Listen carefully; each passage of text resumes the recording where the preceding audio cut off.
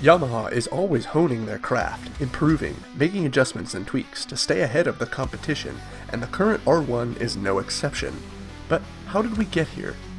Taking it back to 1998, the same year as my Prism. The Yamaha R1 was brought out onto the market, and it was a hot commodity straight from the beginning.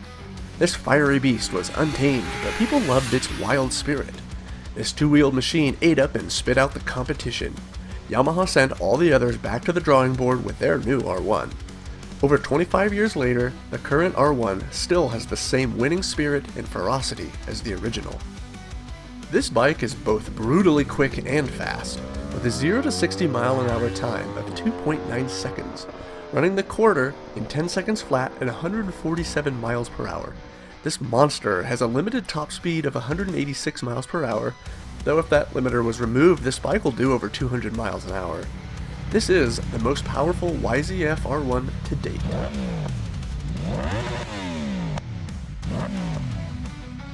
Yes, it's insanely fast, but this bike was made to especially shine on the track.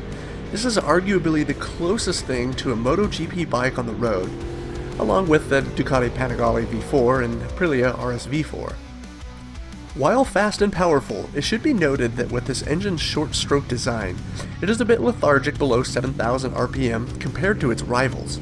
9,000 RPM all the way up to redline is where it shines. From 9,000 RPM and on, this bike has a pretty flat torque curve, meaning if you keep it within that range, you'll be a rocket on the track. More good news is that this engine's underwhelming power below 7,000 RPM can be mostly remedied with a proper full exhaust and ECU flash or dyno tune, as well as the elimination of the servo motor that opens up one of the exhaust valves as revs rise.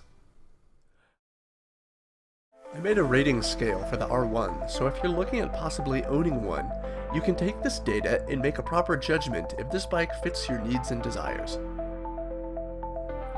This may sound strange, but not everyone wants a fast bike. What? You're watching a video about a track monster though, so it's safe to assume you fully intend on going fast. In the speed department, it gets a high 8. You'll smoke almost all four-wheeled vehicles, both in acceleration and top speed. Even with other motorcycles, there's only a few that are quicker and faster.